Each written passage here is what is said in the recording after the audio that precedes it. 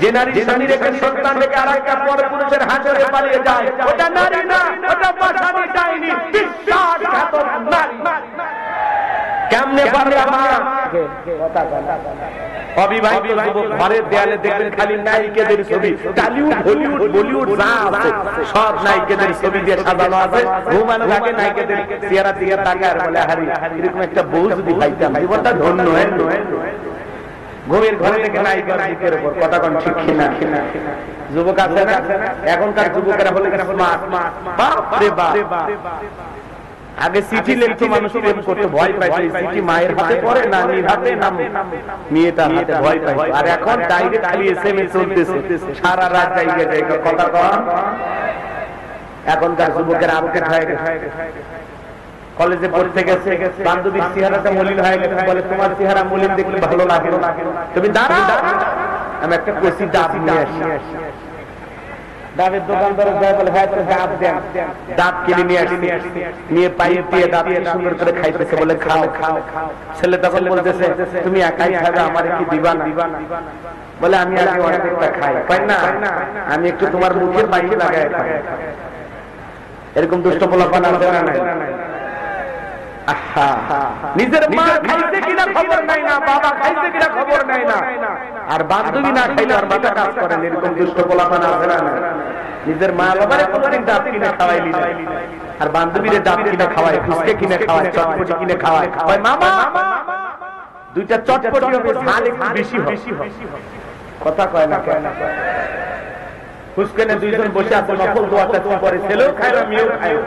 ছেলে বলে, তুমি আগে শুরু করো, লেডিস ফার্স্ট। তখন বলতেছেন, না তুমি কষ্ট করে নিয়ে আসলে, তুমি বিল দিলে, খামাখা আমি কেন আগে খাবে? কথা কয় না। মেয়েরা কি বিল দেয়? ছেলেদের পকেট খালি করে। কথা কন ঠিক কিনা? রাগ করতেছেন না? এগুলো নাই বাবু, কষ্ট হচ্ছে আপনাদের। এই যুব সমাজ নষ্ট হয়ে গেছে, এদেরকে একটু পরিবর্তন করা লাগে। কার ফুসকার বিল দেয়, কার ফুসকার বিল দেয়? এই ফুসকার চটপটি যদি নিজের বউরে খাওয়াই, কোন স্বামী যদি তার স্ত্রীর মুখে এক লোকমা খাবার কিনে খাওয়ায়, আল্লাহ রাস্তায় সদকা করে যে সব স্বামীর আমলনামায় আল্লাহ তাআলা সেই সব লিখে দেয়। আর আপনি ফুসকানে বসে আছেন বান্ধবী নিয়ে, মেয়ে বলে তুমি আগে খাও না, কয় আমি আগে না, তুমি আগে।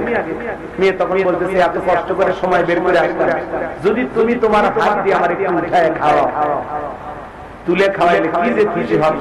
ছেলে কয় কলি যায় লাগছে রে, কথা কয় না।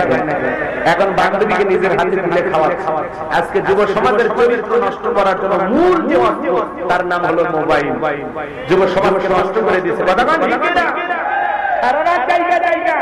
জানালা দরজা লাগাইয়া একা একটা কম্বলের ভিতরে, ল্যাপের ভিতরে সারা রাত জায়গায় মোবাইল উল্টা পাল্টা ভিডিও দেখুন। মা বাবা যখন দরজায় নাম করে, ভিতরে কি হয় রে? তখন বলে, বাংলাদেশের স্বাধীনতার যুদ্ধ হয়েছে 19৭ সালে, বর্তমানে ডক্টর ইউনূস ব্যাংককে সফরে আছে। মানে বই পড়া ভান করে, পত্রিকা পড়ার ভান করে। কথা কোন ঠিক কিনা? পিতা মাতা চলে যায়, আবার মোবাইলে কথা কন, কথা কন। দেশে মোবাইল আইছে, চিঠি বন্ধ হইয়াছে, দিওয়ানা বানাইছে, পোলা মাইয়ার মনের কথা হাসে বাতাসে। ও দেখো পোলা প্রাণের মন বাদা ফেসবুকে এখন, মোবাইলে চ্যাটিং কইরা কাটায় সারাক্ষণ। এই মোবাইল পাইয়া দেখো মদনের মাইয়া, এই মোবাইল পাইয়া দেখো মদনের মাইয়া কি কাণ্ড ঘটাইছে। স্বামী সংসার রাইখা নাকি পলাইয়া গেছে, সে যে স্বামী সংসার রাইখা নাকি পালাইয়া গেছে। দুই বাচ্চার মা পরকে প্রেম করে আরেকটা ছেলের হাত ধরে পালিয়ে যায়। যে নারী স্বামী রেখে সন্তান রেখে আরেকটা পরপুরুষের হাত ধরে পালিয়ে যায়, ওটা নারী না, ওটা পাশানি ডাইনি, বিশ্বাসঘাতক নারী। কেমনে পারবে মা, কেমনে পারবে বোন? স্বামী রাইখা সন্তান রাইখা আরেকটা ছেলের হাত ধরতে কেমনে পারো? কথা কন না কেন? স্বামী রাইখা সন্তান রাইখা আরেকটা পরপুরুষের হাত ধরে, এরকম আছে না? এই পরকে অভিশাপে হাজারো পরিবার ধ্বংস হয়ে যাচ্ছে। কথা বলেন না কেন? যুবকদের প্রশ্ন, কথা কন। এই ছেলে তোমাদেরকে বলছি, তোমার স্ত্রীর সাথে যদি কেউ পরকীয়া প্রেম করে মাইনা নেবা? অনেকে কথা বলে না ভালোবাসা মানে ভাগাভাগি করবেন, একটু কথা বলে কি খারাপ লাগে? বাস্তবতা একটু তুলে ধরা দরকার আছে না নাই?